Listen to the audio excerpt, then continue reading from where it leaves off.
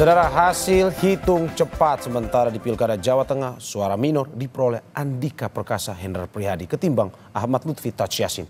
Meski di kandang banteng, sementara suara PDIP justru tumbang. Namun suara PDIP dari hasil hitung cepat justru unggul di Pilkada Jakarta yang menempatkan suara Pramono Rano sementara unggul dibanding Ridwan Kamil Suswono. Apa sebenarnya yang mempengaruhi?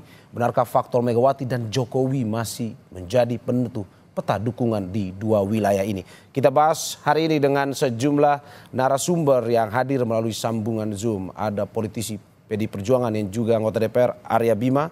Selamat pagi Mas Arya. Dan juga politisi Golkar, Nurdin Halid. Selamat pagi Pak Nurdin. Selamat pagi, Assalamualaikum warahmatullahi wabarakatuh. Waalaikumsalam.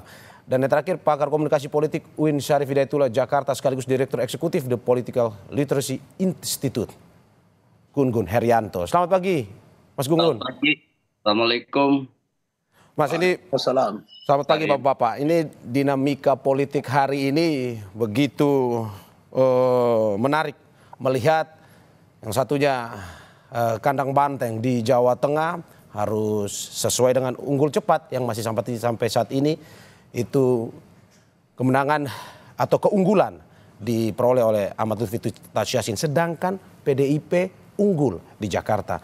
Pertanyaannya, apakah betul sebenarnya Jokowi ini adalah ujian dari seorang Megawati Soekarno Putri? Sebelum sampai situ saya ingin ke Mas Arya dulu. Mas Arya, ini meski masih hitung cepat, namun suara Andika Hendi justru kalah dari Lutfi Taj Yassin di Jawa Tengah. Ini analisa Anda seperti apa?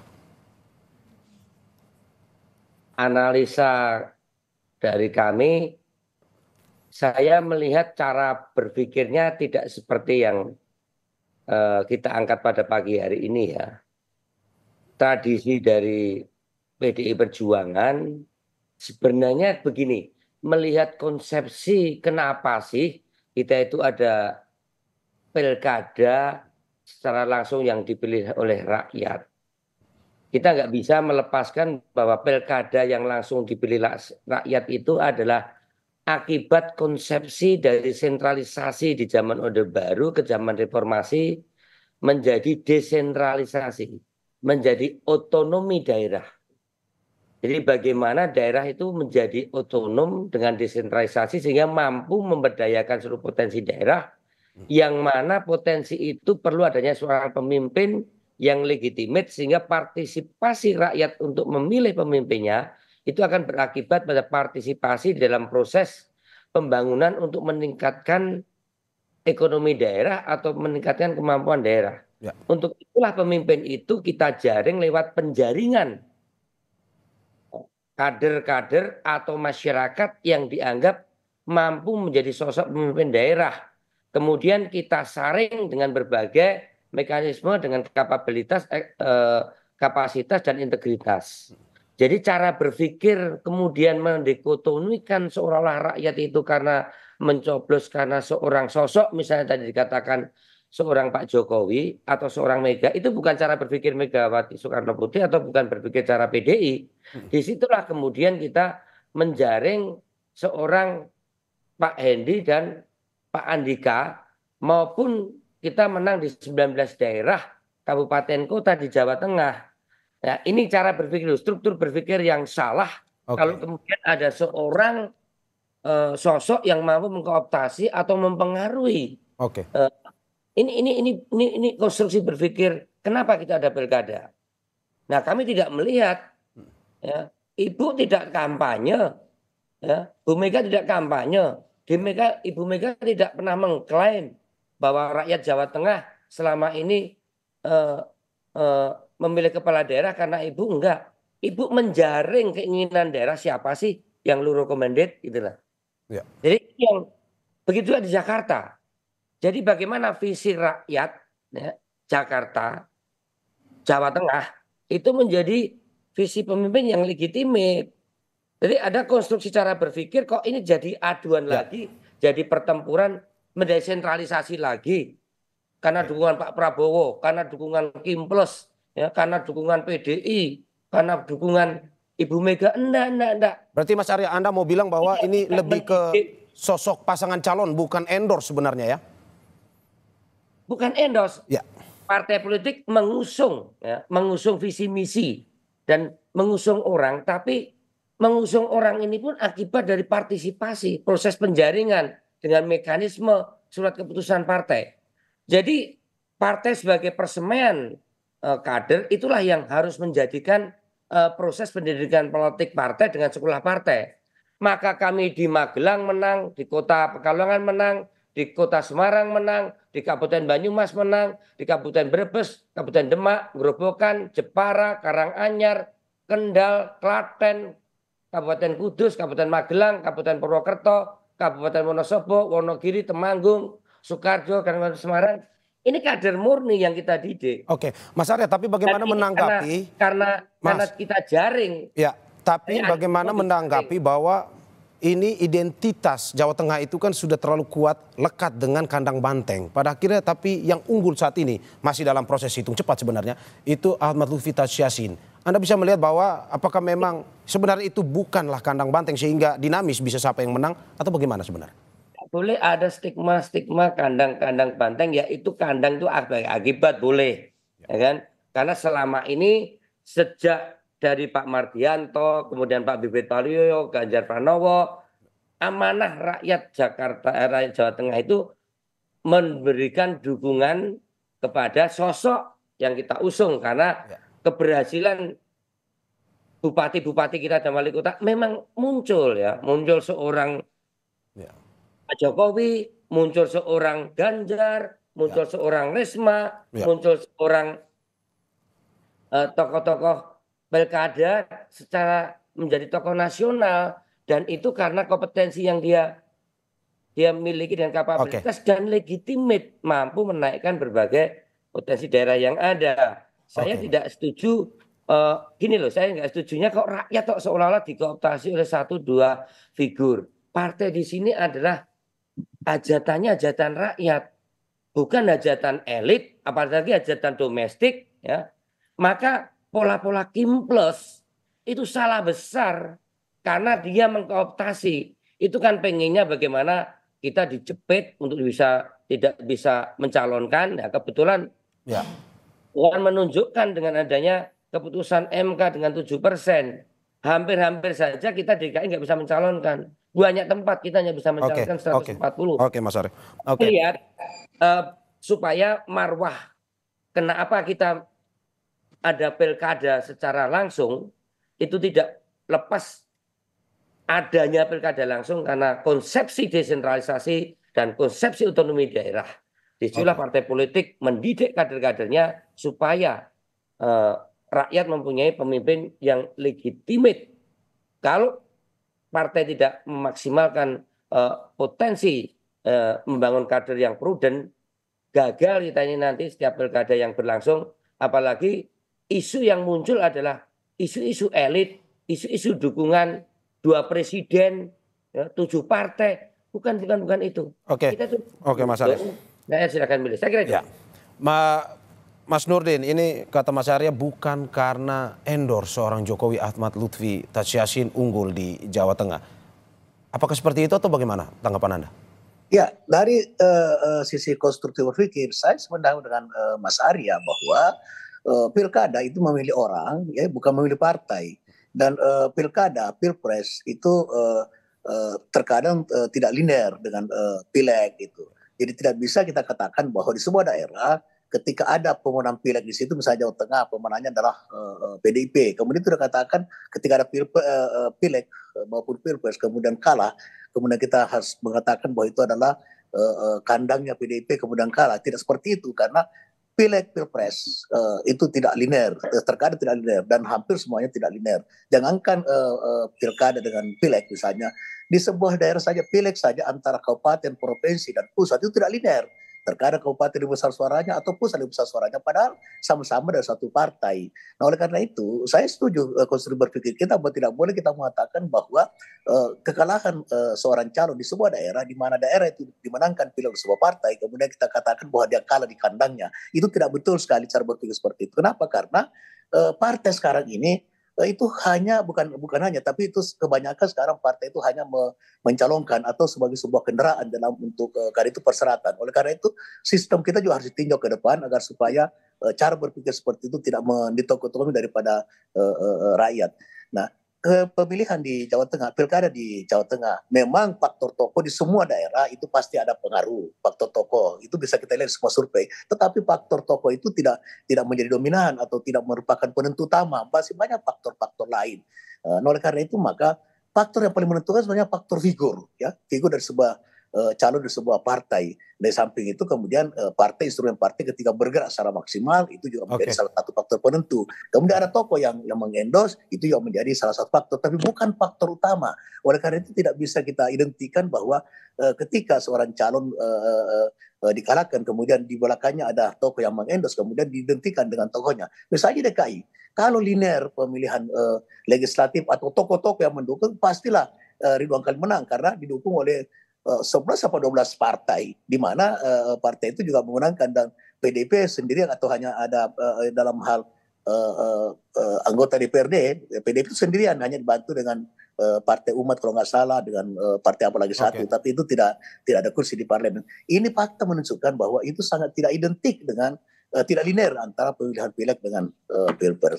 Nah, kalau di Jawa Tengah memang Pak Nurdin, jika kita berbicara soal ini merupakan murni karena pasangan calon, bukan karena endorse maupun siapa yang berada di belakangnya. Tidak juga murni pasangan calon. Faktor tokoh itu juga pasti ada. Faktor tokoh di Jawa Tengah, faktor Jokowi pasti ada.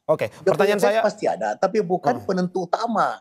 Kemudian faktor kekalahan PDIP misalnya, faktor PDIP bukan PDIP yang kalah sebetulnya, adalah kader PDIP atau yang dicalonkan oleh PDIP. Bukan PDIP yang kalah, ada calon calonkan PDIP. Keliru kita kalau mengatakan bahwa PDIP kalah di kandangnya, itu keliru besar dan bukan kekalahan Bu Mega. Betul Pak Mas Arya, Bu Mega tidak turun kampanye. Di DKI misalnya, Pak Jokowi juga tidak turun kampanye secara langsung, Pak Prabowo tidak turun secara kampanye langsung. Jadi tidak bisa kita mengatakan bahwa yang mengendorse seorang calon kemudian dia ikut kalah ketika dekat atau ikut memenangkan. Kalau ikut memenangkan ya pasti, tapi tidak menjadi penentu utama begitu. Ya, tapi pertanyaan saya apakah kalau kita bilang bahwa lebih besar bahwa ini karena pengaruh paslonnya sendiri, pasangan calonnya sendiri, apakah kita bisa bilang bahwa pasangan Ahmad Lutfi Taj Yassin ini lebih disukai ataupun dicintai masyarakat Jawa Tengah ketimbang yang diusung oleh PDIP? Ya, itu adalah sebuah fakta. Kita tidak menafikan bahwa Pak Ahmad Lutfi menjadi Kapolda di Jawa Tengah itu bertadi bahwa secara keseharian ketika itu beliau sangat dikenal, kemudian dia kinerjanya tidak mengecilkan Pak Andika saya kenal baik, beliau adalah pemimpin yang juga sangat berpengalaman, tetapi kemudian ketika dia bersosialisasi di Jawa Tengah itu agak terlambat, hanya beberapa bulan misalnya bekerja di Jawa Tengah, sementara Pak Ahmad Lutfi itu sudah punya modal sosial ketika dia menjadi Kapolda, sudah bersentuhan dengan emosional masyarakat Jawa Tengah, di samping daripada yang mendukung, daripada itu kemudian pasangannya juga adalah memang sudah waktu menjadi wagub tentu sudah sangat bersosialisasi, sudah dikenal dan kemudian sudah memiliki modal sosial di Jawa Tengah. Itu salah satu faktor yang membuat mereka bisa memenangkan di Jawa Tengah dibandingkan dengan waktu bekerja daripada Pak Andika itu sangat singkat sekali, sehingga sosialisasi atau track record khusus di Jawa Tengah beliau tidak kemudian menjadikan masyarakat Jawa Tengah simpatik atau memilih daripada Pak Andika. Dan ini bisa dilihat dari surveinya seperti itu. Saya ke Mas Gun-Gun. Mas Gun-Gun, ini menarik pagi ini melihat bahwa ketika kita ingin membawa ke ini endorse dari Megawati atau endorse dari Jokowi, ternyata banyak yang mengatakan kalau misalkan ini karena pasangan calonnya sebenarnya ketertarikan itu. Dari tanggapan Anda sebagaimana? Bahwa ini ada Jokowi sendiri ingin mengendorse karena ingin Ahmad Lutfi Taj Yassin menang, tetapi juga PDIP identik dengan kandang banteng di Jawa Tengah. Tanggapan Anda bagaimana? Memang tidak ada faktor tunggal ya dalam kontestasi elektoral. Selalu perpaduan banyak faktor. Dan kita terlalu oversimplikatif kalau menyimpulkan kalahnya pasangan PDI Perjuangan, Pak Andika dan pasangannya di Jateng itu sebagai runtuhnya kandang banteng. Ini oversimplikatif. Kenapa? Karena kalau kita lihat misalnya perolehan PDI Perjuangan di Pileg ya 25, sekian itu dengan perolehan kemarin suara Pak Andika, artinya saya melihat ya salah satu indikator party ID PDI Perjuangan itu masih bertahan kuat. Tentu ada insentif elektoral lainnya. Jadi faktor pertama yaitu kita lihat perolehan suara Pak Andika, kemudian yang kedua sebaran pilkada di tingkat kabupaten kota. Ini masih menunjukkan bahwa PDI Perjuangan sebenarnya punya basis yang kuat di Jawa Tengah. Tetapi pertanyaannya, kenapa kemudian kalah? Ini tentu ada beberapa faktor yang bisa menjelaskan. Paling tidak ada 3 yang utama ya. Tentu banyak faktor, tetapi 3 yang utama. Pertama tentu adalah pilihan pasangan menyangkut segmenting. Kenapa? Karena saya lihat pasangan nasionalis dengan basis santri itu menjadi penting ya. Sebelumnya juga kan di kontestasi pilkada Jateng seperti Pak Ganjar dengan Gus Yassin itu merepresentasikan itu. Nah kemarin ceruk itu tidak begitu optimal dipakai oleh pasangan PDI Perjuangan karena basis kelompok santrinya melemah begitu ya. Kemudian yang kedua soal betul endorsement politik itu bisa menjadi insentif elektoral, terutama reference power atau kekuatan rujukan yang masih punya tingkat penerimaan baik di basis pemilih. Kemudian yang ketiga tentu adalah basis struktur pemenangan mulai dari partai sampai relawan.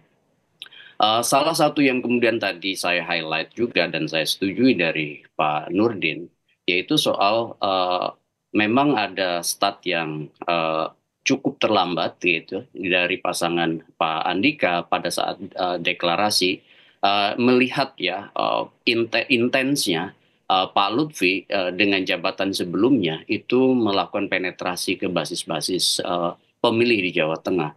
Memang 3+1 tadi ya menyangkut waktu menjadi 4 faktor utama dalam bacaan saya yang menyebabkan kemudian pasangan Pak Lutfi itu unggul dari Pak Andika dalam hitungan cepat ya. Sementara oleh karena itu kita juga kemudian mengatakan bahwa faktor-faktor ini adalah faktor-faktor determinan yang tentu saja kalau kita lihat rinciannya di bawah akan lebih kompleks lagi. Tetapi bahwa ini bisa kemudian menjadi simpulan sementara ya, hipotesis bahwa kemenangan Pak Ahmad Lutfi itu kemenangan strategik ya dalam konteks pertarungan elektoral, tetapi tidak bisa kemudian disimplifikasi bahwa PDI Perjuangan kalah dalam konteks sebagai basis ya. Dan itu penting menurut saya. Berbeda berarti Mas Gunggun, menurut Anda basis PDIP masih begitu besar di Jawa Tengah walaupun kalah dalam Pilgub Jateng ini? Saya lihat kalau kita lihat beragam misalnya data dari exit poll ya. Menunjukkan bahwa basis party ID di PDI Perjuangan di Jawa Tengah itu masih kental ya, dan basis-basis utama PDI Perjuangan juga masih menurut saya masih satu garis gitu ya dengan keputusan partai untuk mendorong Pak Andika. Nah, artinya memang kekalahannya adalah pada penetrasi ke basis pemilih baru yang di luar PDI Perjuangan gitu. Representasi pasangan itu memang menjadi penting terutama dalam silang komposisi ya. Contoh misalnya kalau satu kolam gitu memang agak susah ketika misalnya memang basis pemenangan terutama di struktur partai sudah optimal, tetapi kemudian di luar partai butuh juga kan basis-basis sosiologisnya ya, basis psikologisnya yang kemudian bisa mengakumulasi kemenangan di luar apa yang sudah dilakukan oleh basis struktur partai dan relawan begitu. Oke. Mas Gun-Gun, ini menarik bahwa pada akhirnya Jawa Tengah walaupun Pilgub saat ini yang unggul bukan dari PDIP tetapi basis PDIP masih terjaga betul di Jawa Tengah. Dari Jawa Tengah kita terbang ke Jakarta, tetapi sebelum kita membahas Jakarta dan dinamikanya kita saksikan jeda berikut ini.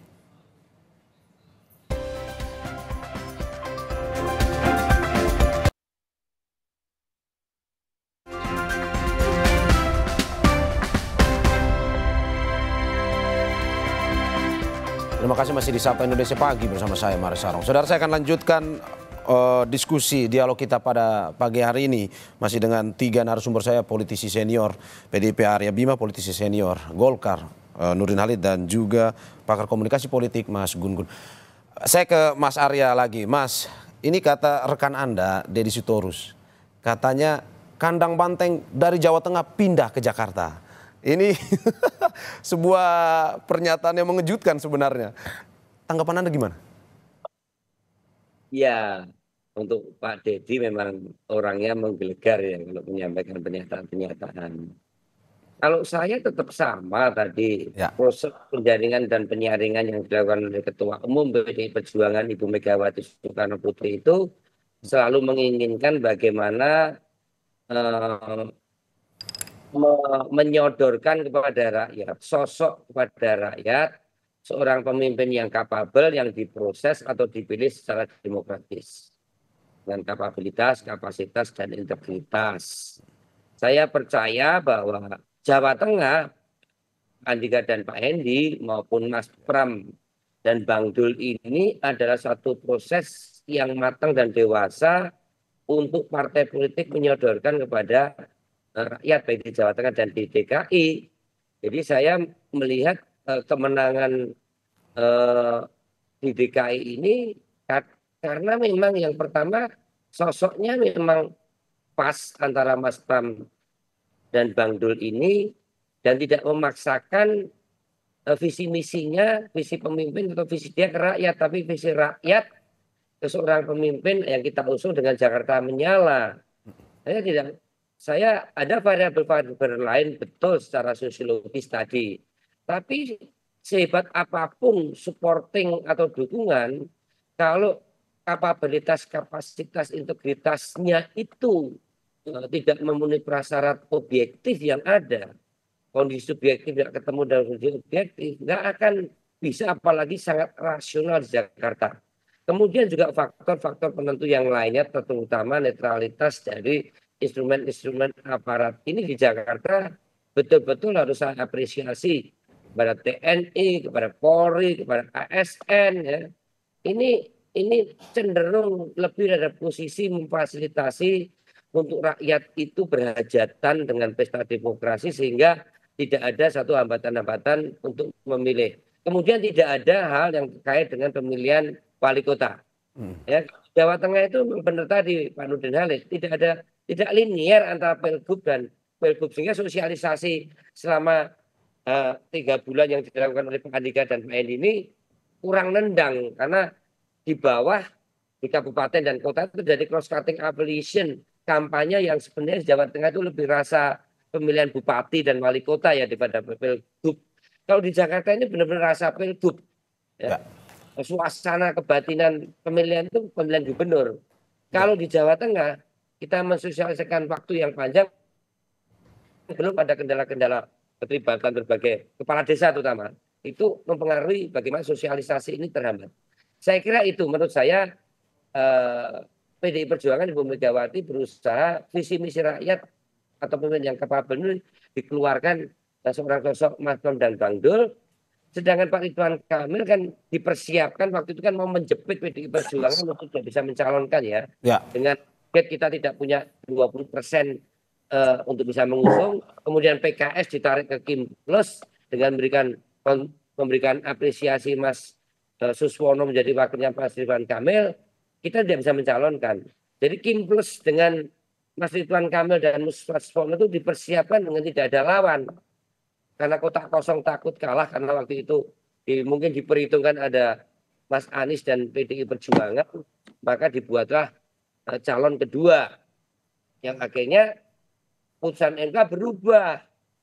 Sehingga Ridwan Kamil ini kan kalau mau jujur tinggal tidur saja di Jawa Barat menang, maka dibawa ke Jakarta ya sangat masuk akal kalau Mas Ridwan Kamil ini kalah. Kalau dari kapasitas mungkin sangat mampu, tapi masalah legitimasi, masalah bagaimana masalah Persija sama Persib Bandung aja itu nggak selesai diselesaikan oleh Mas Ridwan Kamil untuk memberikan narasi pada masyarakat Jakarta.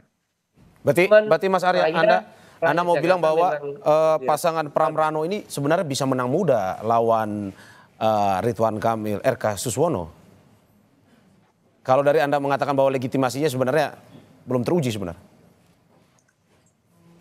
legitimasi di Jakarta ya memang sosok seorang Mas Pram Bangdul atau Mama Sidul ini sangat Betawi banget, sedangkan sosok Mas Pram ya sangat Jawani gitu. Kalau saya lihat jumlah suaranya kan jumlah suara antara etnis Jawa dan etnis Betawi ya, walaupun saya tidak bicara parameter primordial, tetapi bagaimana partisipasi proses mencoblos kemarin jumlah kursi 50,05%, di atas 50% plus 1 ini data ini data primer yang ada di Sirekap KPU, menurut saya adalah sosok yang mungkin merepresentasikan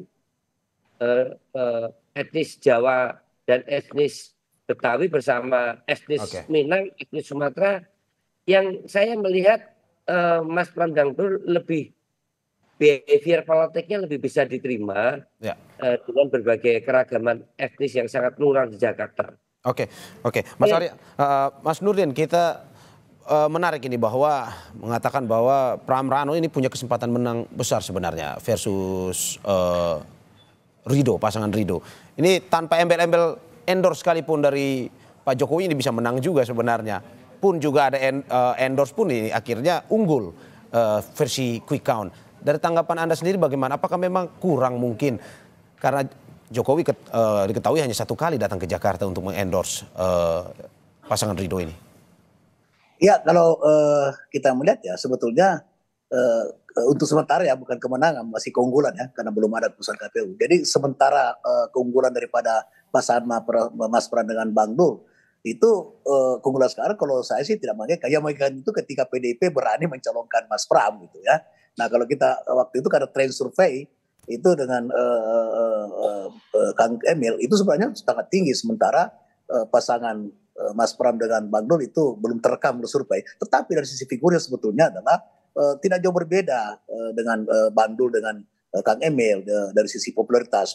Pilkada itu yang pertama popularitas dulu ya, baru kemudian keterpilihan. Itu faktor utama. Nah untuk di Jakarta ini popularitas daripada pasangan Mas Pram ini didukung oleh Bang Dul itu tidak jauh berbeda sebetulnya dengan Kang Emil.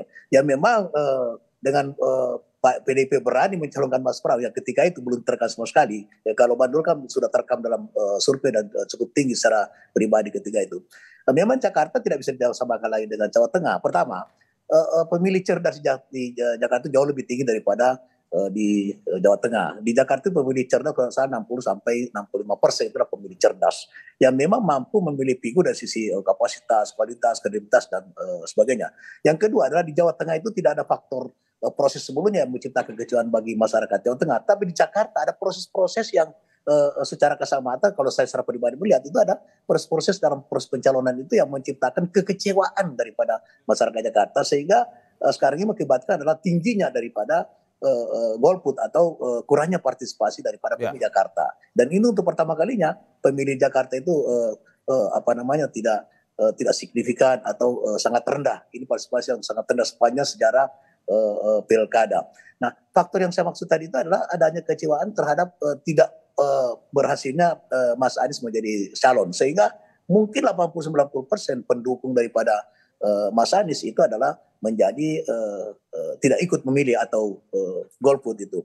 Nah, yang kedua adalah dengan terang-terangan Mas Anies itu turun kampanye atau turun bersama dengan Mas Pram dengan kemudian diekspos secara masif oleh media, maka itu faktor juga salah satu faktor yang membuat kemudian pemilih Mas Anies itu adalah memilih pasangan Mas Pram. Nah, sementara dari Kim itu ya tidak maksimal instrumen partai, itu fakta ya. Buktinya tidak semua ketua umum partai itu full all out turun. Tapi insya Allah Mas Arya mohon maaf kalau ini 2 putaran maka itu 50-50. Kalau 2 putaran ini menurut saya Pak Jokowi, Pak Prabowo, kemudian ketua umum Kim ini akan all out untuk menangkan Ridwan Kamil. Berarti Pak Nurdin, menurut Anda jika 2 putaran game changernya ada di Pak Jokowi dan Pak Prabowo. Kalau lebih sering turun bisa membalikan keadaan.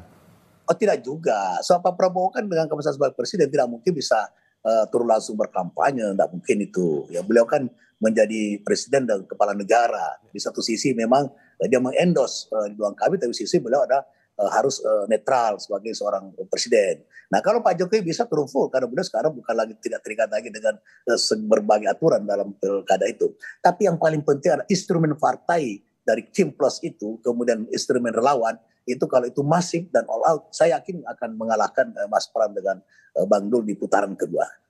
Oke, Pak Nur, ini saya kutip sedikit beredar di media sosial tanggapan bahwa ini kemenangan Pram Rano di Jakarta ini adalah sebuah moment of truth atau ini pembuktian politik dari PDIP sendiri bagaimana konsolidasi politiknya begitu lancar di Jakarta sehingga bisa menang Pram Rano ini versus pasangan Ridho. Menurut Anda seperti itu atau karena memang kurangnya endorse dari Presiden ke-7 Joko Widodo ini?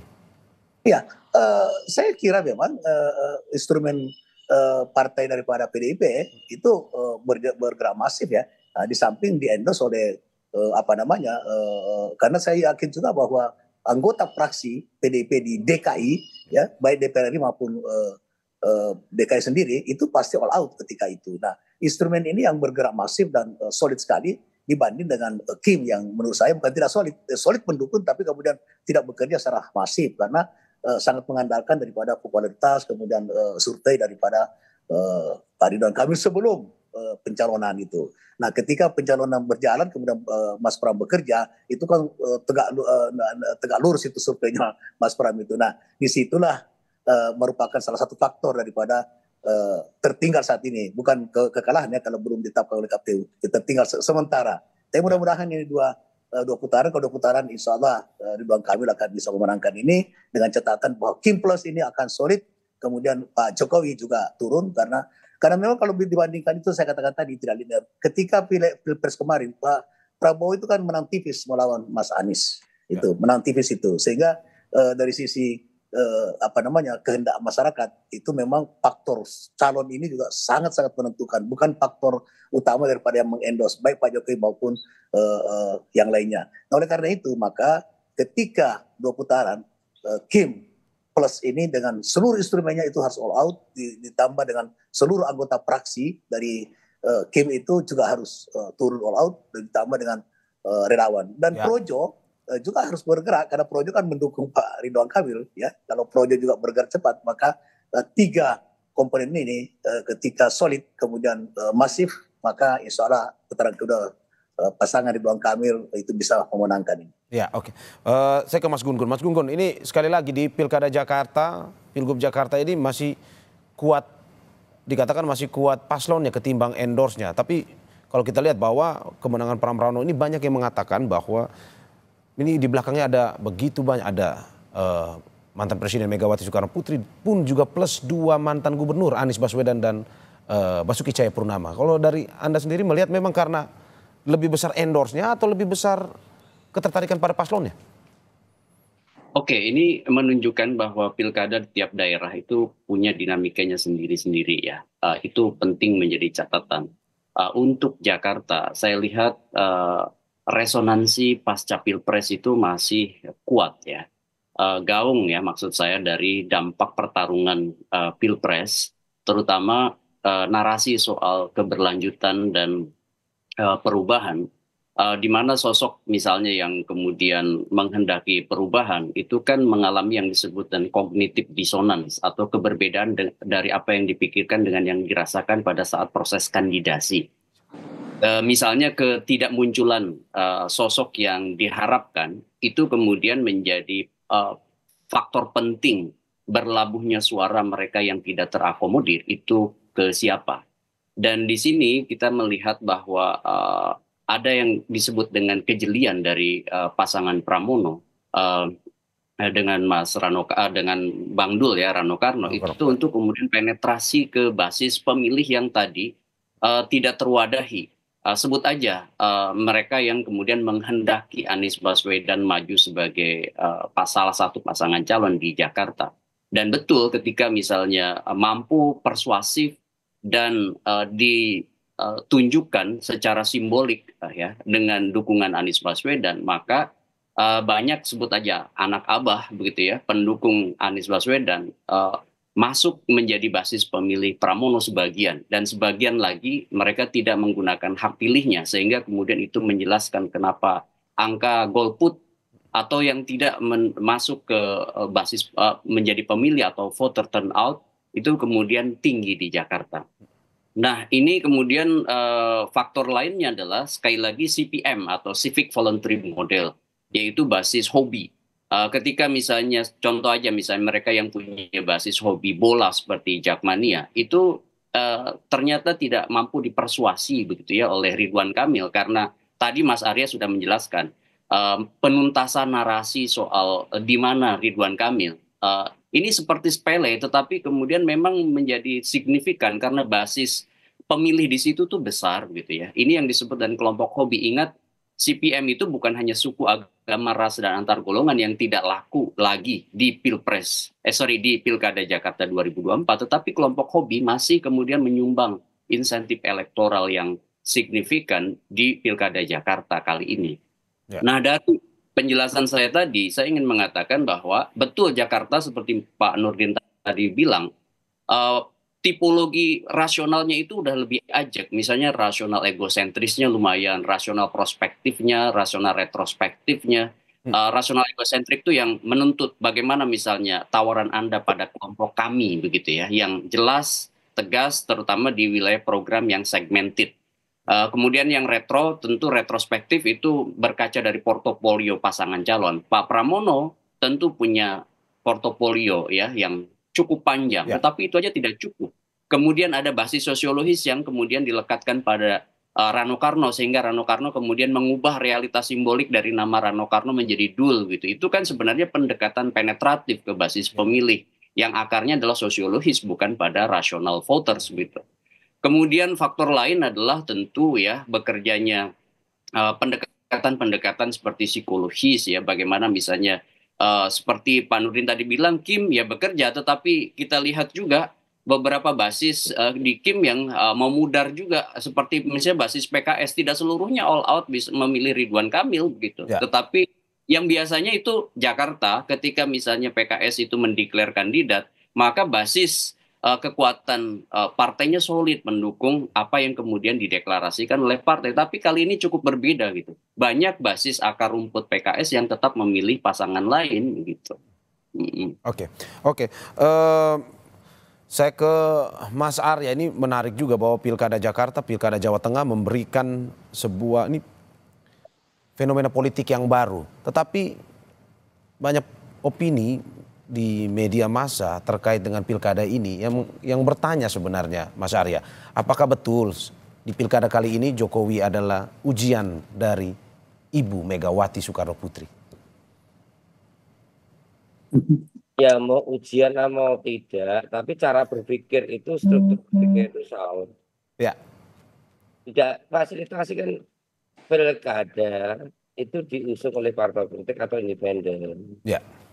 Nah sekarang ini kok men-take over hajatan publik, hajatan rakyat menjadi hajatan elit. Ya. Dulu kita itu kan nggak setuju pilkada dipilih oleh DPRD kabupaten kota dan kabupaten provinsi. Apa tidak setuju? Karena kurang searah dengan semangat otonomi daerah. Walaupun secara konstitusional masih bisa. Kita ingin menjadi hajatan rakyat. Sama-maunya rakyat lalu pilih kan gitu. Partai silakan memfasilitasi dengan threshold diputuskan 20% supaya mungkin 5 atau 3 yang ada. Dibatasi menjadi Kim Plus misalnya. Ini kan membatasi ruang-ruang bagaimana kehendak rakyat itu menjadi sangat tidak bebas. Akhirnya Mas Anies nggak bisa mencalonkan kan gitu. Dan saya melihat tidak boleh, lain kali cara berpikir semacam ini harus dijungkir balikkan. Ya. Saya bisa bahwa menangnya PDI Perjuangan mengusung Mas Pram Bang Dul yang oleh PDI oleh Ibu Megawati Soekarno Putri sebagai Ketua Umum beserta Partai Umat dan Hanura adalah tumbangnya endorsernya Pak Prabowo, Pak Jokowi dan Kim Plus, kan nggak bisa begitu. Ya. Cara berpikir salah. Sosoknya tidak laku terjual di masyarakat Jakarta atau Betawi kan begitu. Apa Bang Ridwan Kamil juga kapabel? Kapabel, mungkin di DKI kan gitu, di Jawa Barat. Jadi saya melihat struktur berpikir yang salah di dalam membangun opini publik lewat wacana publik yang dibangun oleh media sosial maupun media mainstream. Saya ingin bahwa pemilu pilkada yang berkualitas akan menghasilkan pemimpin yang berkualitas. Nah, cara mengendos Pak Jokowi juga salah. Siapa yang mempengaruhi di sekitar Pak Jokowi? Pak Jokowi ini bukan alat peraga, dibawa ke Jawa Tengah, dibawa ke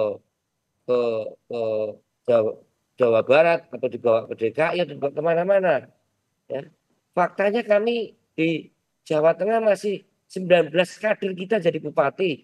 Apakah pandang-pandang tumbang? Enggak masalah tumbang atau tidak. Kebetulan yang kita usung dari PDI Perjuangan itu laku dijual di Jawa Tengah. Dan kita mendapatkan legitimasi waktu itu. Nah, kalau yang diusung PDI Perjuangan asal-asalan, nggak kapabel, ya nggak kepilih kan itu.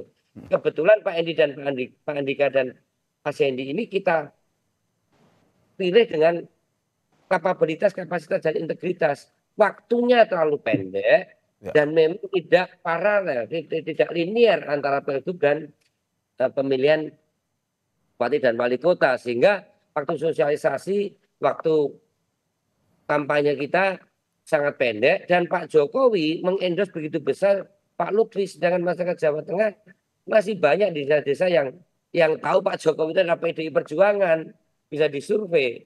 Pembantunya di wilayah Grogol, Yukatmi di sana nggak ngerti kalau Pak Jokowi itu sudah pindah dari partai. Masih banyak yang tahu semacam itu. Jadi faktornya sangat kompleks lah. Tapi saya nggak setuju kalau kemudian legitimasi dalam pilkada ini di take over oleh tokoh-tokoh yang ada. Itu tidak mendidik dalam semangat kemandirian, semangat desentralisasi, semangat otonomi.